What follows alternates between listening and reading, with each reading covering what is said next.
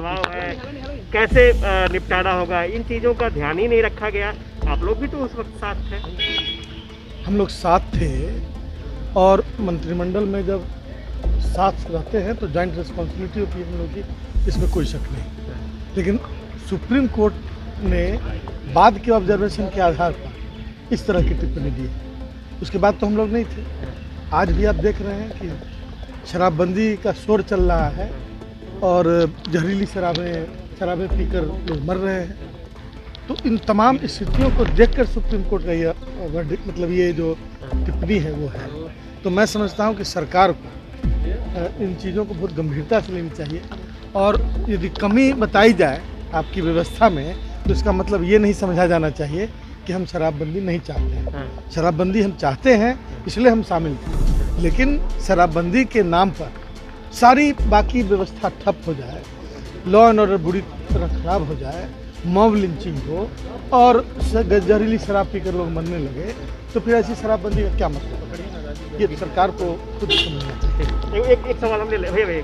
नमस्कार, आप देख रहे हैं रिपब्लिकन न्यूज़ और मैं हूं शिवम कुमार। देखिए, बिहार में 2016 से पूर्ण रूप से शराबबंदी है, लेकिन उसके बावजूद भी नीतीश कुमार के चिंता का जो विषय है वो शराबबंदी बना हुआ है।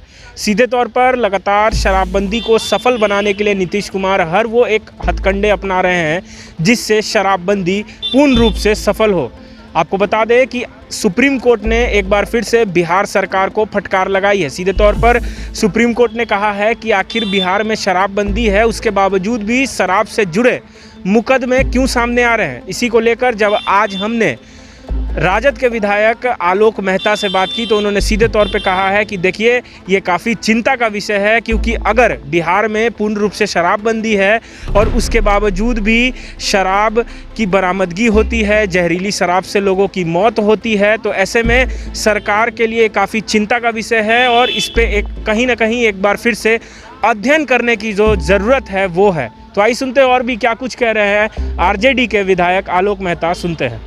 दबाव है, कैसे निपटारा होगा, इन चीज़ों का ध्यान ही नहीं रखा गया।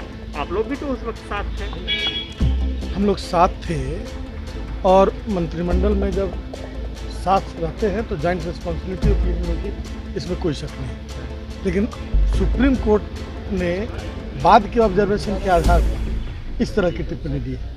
उसके बाद तो हम लोग नहीं थे।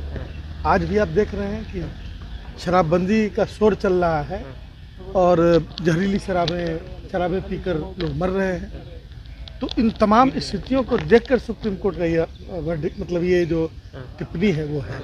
तो मैं समझता हूँ कि सरकार को इन चीज़ों को बहुत गंभीरता से लेनी चाहिए और यदि कमी बताई जाए आपकी व्यवस्था में तो इसका मतलब ये नहीं समझा जाना चाहिए कि हम शराबबंदी नहीं चाहते हैं। शराबबंदी हम चाहते हैं, इसलिए हम शामिल थे। लेकिन शराबबंदी के नाम पर सारी बाकी व्यवस्था ठप हो जाए, लॉ एंड ऑर्डर बुरी तरह खराब हो जाए, मॉब लिंचिंग हो और जहरीली शराब पीकर लोग मरने लगे, तो फिर ऐसी शराबबंदी का क्या मतलब? ये सरकार को खुद समझना चाहिए। एक सवाल हमने भैया। रिपब्लिकन न्यूज़ से जुड़ने के लिए सब्सक्राइब बटन दबाकर चैनल को सब्सक्राइब करें।